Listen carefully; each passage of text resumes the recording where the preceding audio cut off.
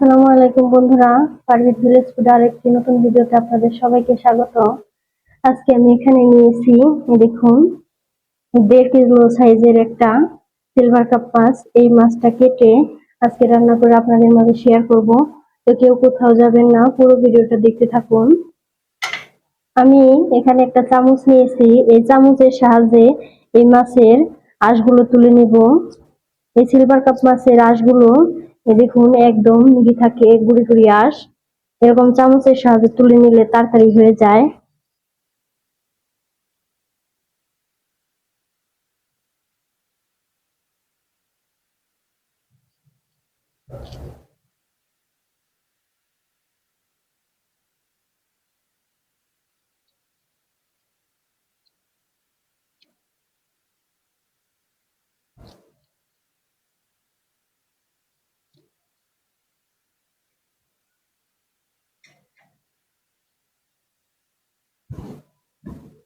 মাছের আঁশ আমার ছাড়ানো হয়ে গেছে, দেখুন।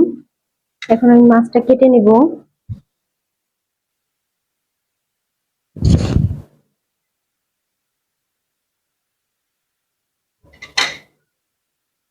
প্রথমেই মাথার দিক থেকে কেটে নিতে হবে।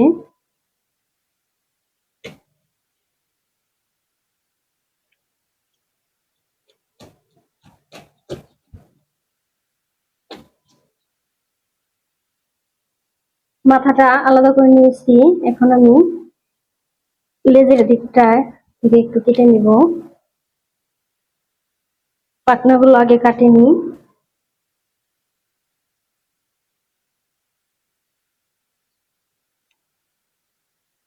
মাছটা থেকে আমি পেটি বার করব, সেজন্য এই যে মাঝখান থেকে কেটে নিব।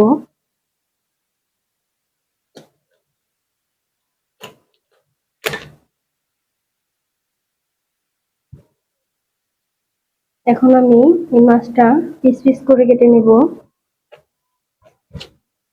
দেখুন, মাছের পিসগুলো মোটামুটি বড়ই হয়েছে।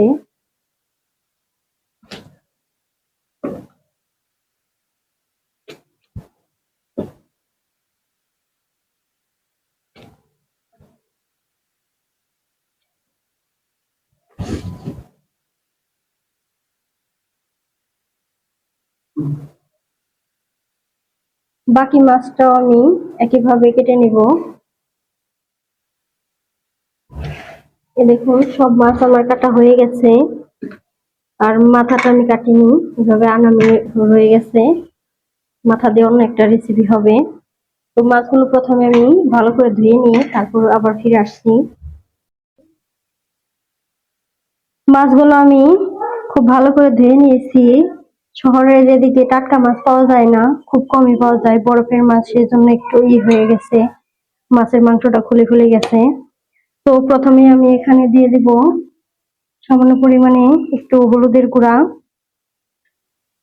আর দিয়ে দিব লাল মরিচের গুঁড়া, আর দিয়ে দিব একটু লবণ। খুব ভালোভাবে মেখে নিব মশলার সাথে মাছ।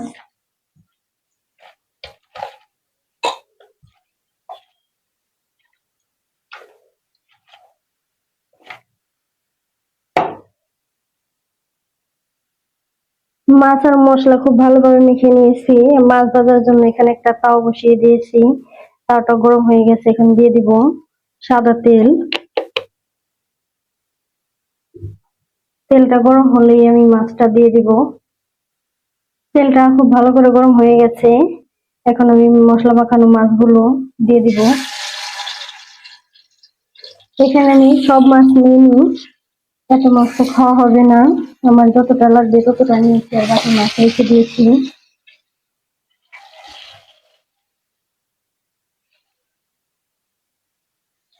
সবগুলো মাছ আমি একবারে দিয়ে দিলাম।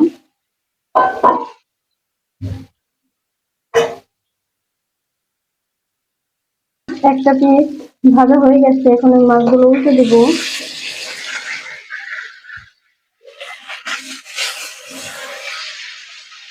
আমি খুব ভালো করে ভেজে নিয়েছি, একদম লাল লাল করে।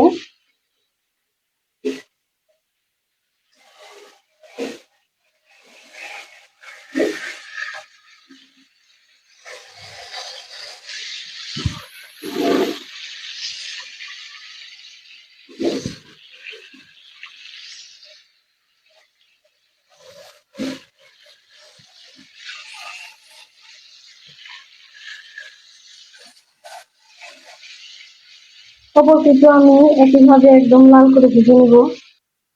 মাছগুলো একদম লাল করে আমি ভেজে নিয়েছি, এখন তুলে নিব।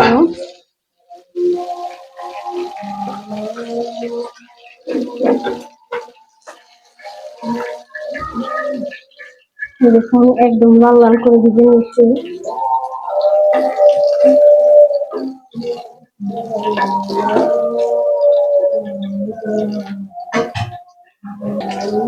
মাছ ভাজার যে তেলটা ছিল সেই তেলটা দিয়ে দিয়েছি, আর সামান্য পরিমাণে একটু তেল দিয়ে দিলাম। তো আজকে মাছ রান্নার জন্য আমি কি কি মশলা নিয়েছি, এখানে নিয়েছি আমি জিরে বাটা, আর কালো সর্ষে বাটা, আদা রসুন বাটা, শুকনো মরিচ বাটা, আর নিয়েছি পেঁয়াজ কুচি। প্রথমে পেঁয়াজ কুচিটা দিয়ে দিব।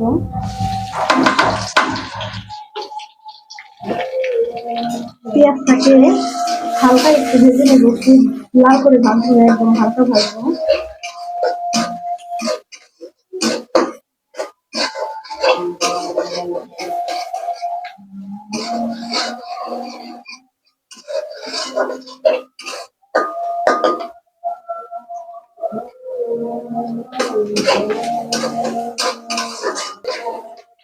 পেঁয়াজটা একদম হালকা করে ভেজে নিয়েছি, এখন দিয়ে দিব আদা রসুন বাটা।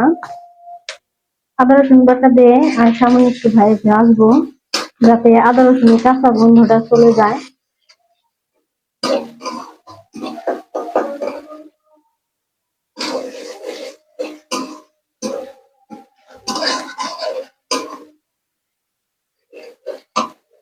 এখন আমি দিয়ে দেবো এখানে সরিষা বাটা আর জিরা বাটা, পুরোটাই দিয়ে দিব। সর্ষে বাটা দিয়ে বেশিক্ষণ নাড়া যাবে না, তাহলে তেতো লাগবে। দু একবার নেড়ে এখানে আমি পানি দিয়ে দিব, সামান্য পরিমাণে একটু পানি দিয়ে দিলাম। প্রথমে দিব শুকনো মরিচ বাটা,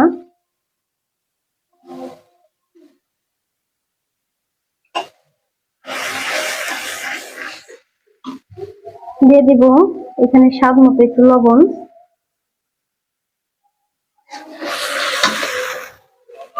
আর দিব এখানে হাফ চামচ পরিমাণে হলুদের গুঁড়া।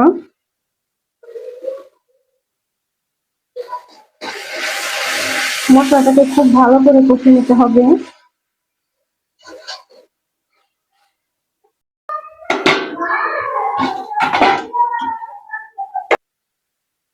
তরকারি রান্নাটা আমার হয়ে গেছে।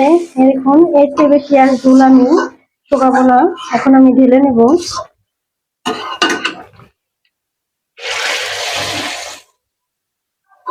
দেখুন তরকারিটা কতটা সুন্দর হয়েছে, যেমন কালারটা সুন্দর হয়েছে তেমন একটা ভালো একটা সেন্ট বেরিয়েছে, খুব সুন্দর, খেতেও খুব ভালো লাগবে। তো আপনারা বাড়িতে একবার হলো এই রান্নাটা ট্রাই করে দেখবেন, অবশ্যই ভালো লাগবে। আর এরকম নিত্য নতুন রান্নার ভিডিও পেতে পারভিন ভিলেজ ফুড চ্যানেলটিকে আপনারা অবশ্যই সাবস্ক্রাইব করবেন, আর পাশে থাকা নোটিফিকেশনটি অন করে রাখবেন, যাতে আমি ভিডিও ছাড়ার সাথে সাথেই আপনারা পেয়ে যান। আর আজকের ভিডিও যদি আপনাদের ভালো লাগে তাহলে অবশ্যই লাইক কমেন্ট শেয়ার করবেন। সবাই ভালো থাকবেন, সুস্থ থাকবেন, আল্লাহ হাফেজ।